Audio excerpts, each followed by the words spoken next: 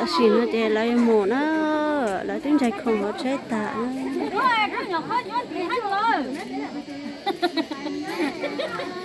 chắc kha thế nè ừ có con chó nữa nha lấy trái nó trái nó to nó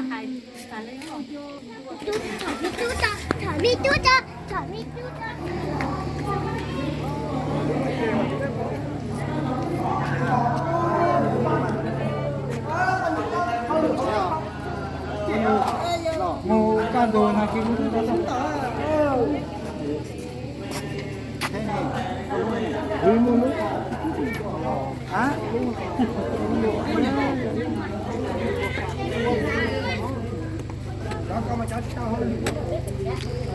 lấy trái lò nó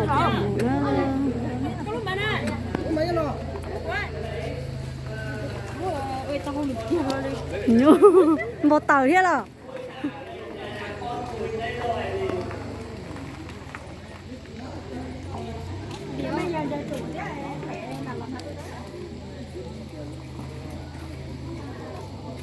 làm mình nước chè đã xong mới về được nghiệp chè mình nghiệp chè rồi mình lúc nào đi núi bên ngoài hái chè để săn chè đi tàu mồ nè cây nó ôm lên nè chuyện nhau học ba một tí là đi có lúa chua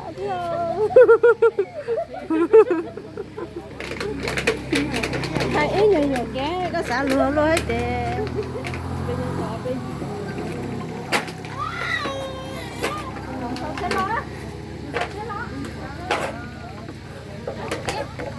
ôi trời trời hổ chỉ bóp tại là đi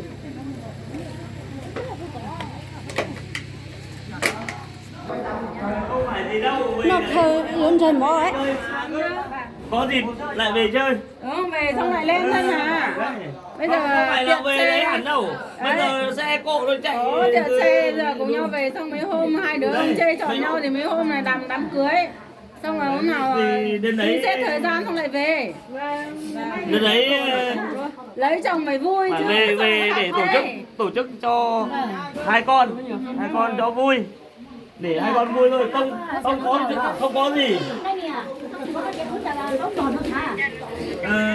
không phải là cái nọ cái kia đâu ở bên kia thì liêng người quay đi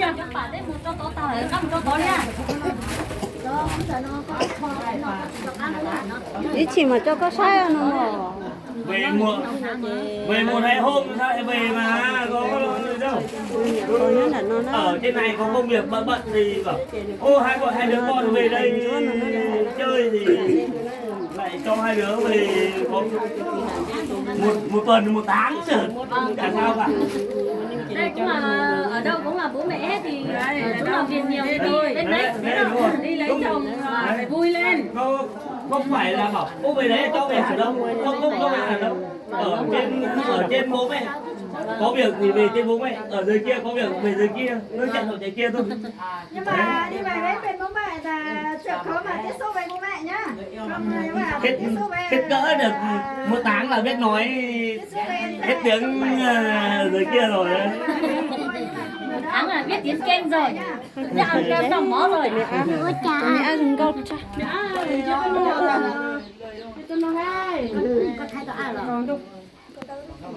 cho chúng tôi chưa nó em đi tao nó vợ ăn là em nói tao này mình chỉ sao đây tao này có mình sao cho nó mà là nói em đi muốn như chờ có gì rồi muốn như có chuyện đi nó đau liền cứ để ở nhà sao không biết cho đi thoải mái đi cho đi thôi tối không về đi được có mẹ yêu mình thôi ai yêu đâu thả lòng cho bạn đi mà có cái chỉ có lo thấy đó các bậc cả lạng lai là kia ở bọng mà đây bà nội về nào về chú này à mấy hôm nữa bà xuống sau nhá bà xuống sau nhá cái chị nó phải xuống đây này vẫn một tí kiểu anh như mơ thôi đây con này nó không phải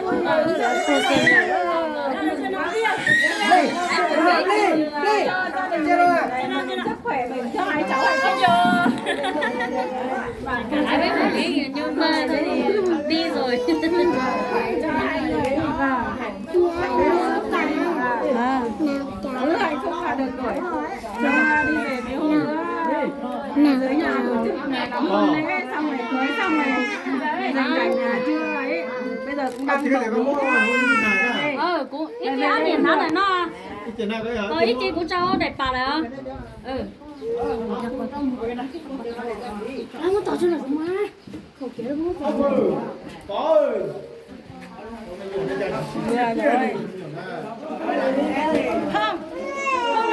Không ơi. Chị hút có à? hả chị à? Lỡ lo à? Có đấy nè. Nó phải nó là gì chứ? Đấy không cho đi. Mổ một kia. Một sao nó cái bảo nó mua. Mua, cho mua.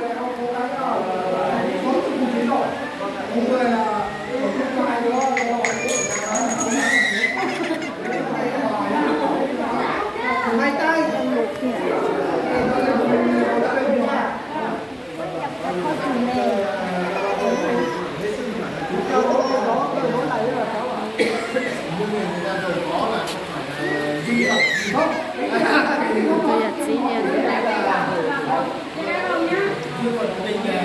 rất lâu rồi đấy.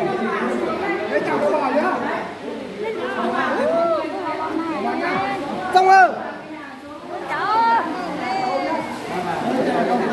Này nó chỉ có là chỉ nó có chở. Chân này chị hút sữa.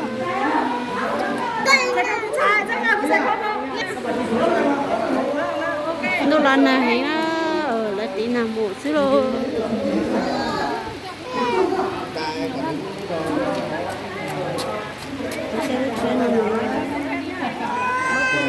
Tàu vó đi to mà ô.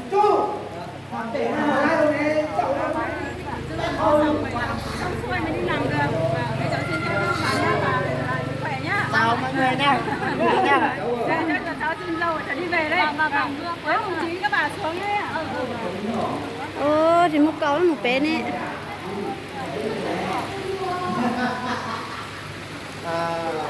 Chỗ đà hà trên mã kia là Mổ đốt đốt này ông gan ga cho họ chế theo. Ở bé.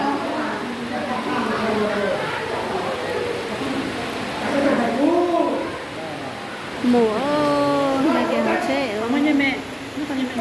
Ô. Cảm ơn Chị mua.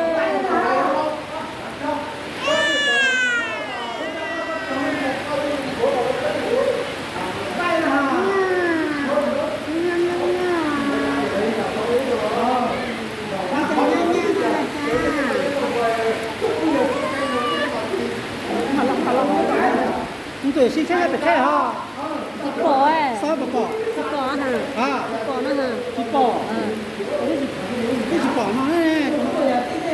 Phải cũng chết chị tao à. Tao này đó. Nó chết chị tao này. Sao à? Ủa cái sao nè? Nó không được này. Được kìa đâu. Nó có cho kìa con này.